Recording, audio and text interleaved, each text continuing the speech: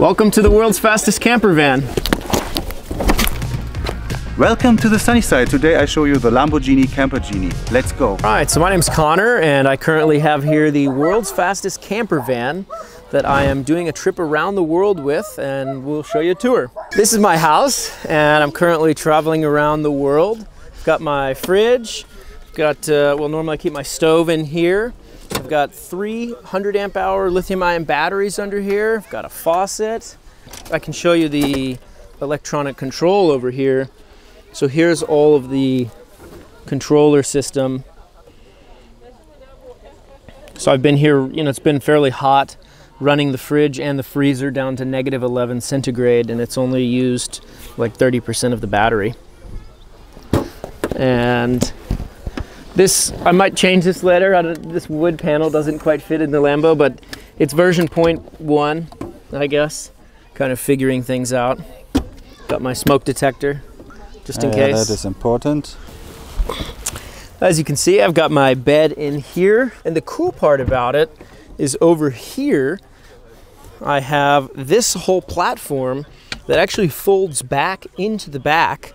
I slide this back, I can fold the seats up, and it completely goes back into a Lamborghini SUV, usable, where I can carry, you know, 5 total people, which is pretty cool. It's missing the bumpers right now because I'm about to do like a full steel off-road bumper with skid plates underneath, side rails, front bumper.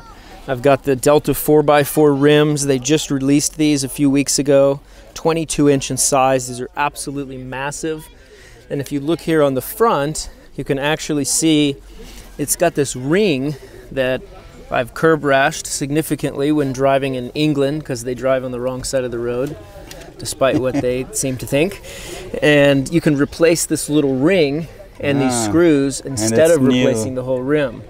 So I don't really care about driving it up on curbs and rocks. That is nice, protective. Yeah, it's really What's happened here? So this trim we pulled off when I 3D scanned the front bumper to do the design of all of the, you know, off-road steel bumper. And later we'll either put this trim back on or maybe do like an oversized kind of, what do you call those? Like the bush, fender flares. Yeah, eyebrows or, yeah. And then on the front, the new bumper is gonna stop about here because we didn't want to mess with the front camera. So it's gonna kind of integrate, actually it stops I think maybe like here-ish, because this is an infrared camera that sees like animals and deer and car and this people. is like for the automatic, the radar for the automatic cruise control, which is nice when you're doing like tens of thousands, hundreds of thousands of miles around the world. Okay, tell me, how did you come to Europe? How did the car come to Europe? How? So I flew over separately than the car, but the car flew on a plane, Boeing, via DHL. So I actually got security clearance to get into LAX to film the car going on the plane, which is on my YouTube channel, Camperghini. And check it out. I link it in the description down. Thank you. Yeah, so I put it on the plane and showed up 2 days later in Germany, and there it was. Fast car has to be shipped fast, yes. Right? Exactly. But the point is, I love driving fast to the destinations. Yeah. But when I get to the destinations, it's to relax and enjoy, you know? Yeah, that's true. The going fast to spend more time in the destinations. Yeah. But I enjoy driving along, but it's really fun. Every time you put that pedal down, pleasure switch. Yeah. 641 horsepower. Okay, tell us a little bit about the car. What the model, what the specs? So it's a 2019 Lamborghini Urus, and it's, yeah, like I said, 641 horsepower. I have no idea what the torque is, but it's plenty. And it's 4-wheel drive. It's got air suspension, so I can be up high. I can lower it down depending on what I'm doing. And all of the electronic system on the inside, it's all Audi, so everything just works really nicely, really well. Gets me there with a smile on my face every time. I can't believe that. It's always so fun to drive. I just So what's your experience on the Autobahn? Oh, it's lovely. Mach schnell. Mach schnell. Yeah. Driving this on the Autobahn is just, like, that's every American's dream that's like into cars. You know, you want to take your car to Germany and go on the Autobahn. There's the channel. We already got this, yeah. Okay. And so up here, just ordered some new shoes. I have this bag here, which has all my snacks while I'm driving. That's very important. It's close yes, while it's driving. Close by, so I can reach over and have snacks. I've got obviously like tripod. I've got my ski boots in here, which I'm gonna ditch for the summer. And then in the glove box, I have this whole charging system that is a full-time to the Battleborn batteries in the back, so I can charge my phones and drone batteries and DJI batteries and everything like that all the time, whether the car is on or off. Because if you've ever owned a German car, you know all the cigarette lighters turn off when the car turns off. The essential baby wipes, no van liver is missing? Yeah, okay. Yep, because I have my shovel on the back. So in the, that's the toilet? Yep. Yeah. No room for a real toilet. We have a dog, Zeus. Hello. Hello, man. You can come inside, no problem. You see, also a dog could live in the Lamborghini Lamborghini. I was thinking a lamb, though. A lamb? Because you have to put the lamb in the Lambo. Okay. But a dog's cool, too. Makes Zeus sense. is cool. Over here, I have the water filter. Yeah. And this is a lifesaver, right? Yeah, it's the lifesaver water filter, so you just pump it up. And back here, of course,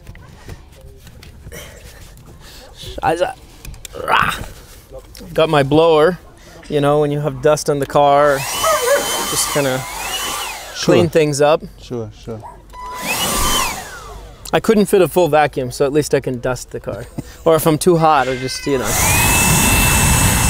I've got all of my cooking goods here, canned, and potatoes and everything else. All of my pants, trousers, shorts, socks and briefs, I've got all that in there. I've got this whole bag just full of like dress clothes, suits, and things like that. This is all my camera gear. Then I've got all of my shirts, and then I've got like my go bag. So I always keep one change of clothes in here, and that way it's just ready to go. So if I go to a gym, I can just grab this, and I've got everything I need to run into the gym. I've got my soap over here. This is amazing soap. This is Dr. Bronner's. Oh yeah. I use it for everything. We used it a lot as well. Yeah, cleaning clothes, dishes, everything. food. On the roof rack, I have the Max Tracks. These are great if you're stuck somewhere. You can drive up on those. They provide extra grip. Then I've got this. And a spare tire. Yep, got the spare tire. How do you get on the roof when you get something? So you have a ladder? No, I have an elevator. You have an elevator. Okay. Okay. Look, here is that's the elevator. Skateboard deck tape. So up here I've got the water tank. I've got a couple storage boxes which has like my snorkeling and extra shoes, things like that. Got a Pelican case where I have like a jack and some extra tools that don't fit inside. I've got an area for storing gas tanks. Obviously I've got my shovel, very important for using the bathroom. I've got a Starlink over here. You have a Starlink mounted? Yeah, I've got a Starlink mounted. So this is the second generation Starlink mounted in this star mount.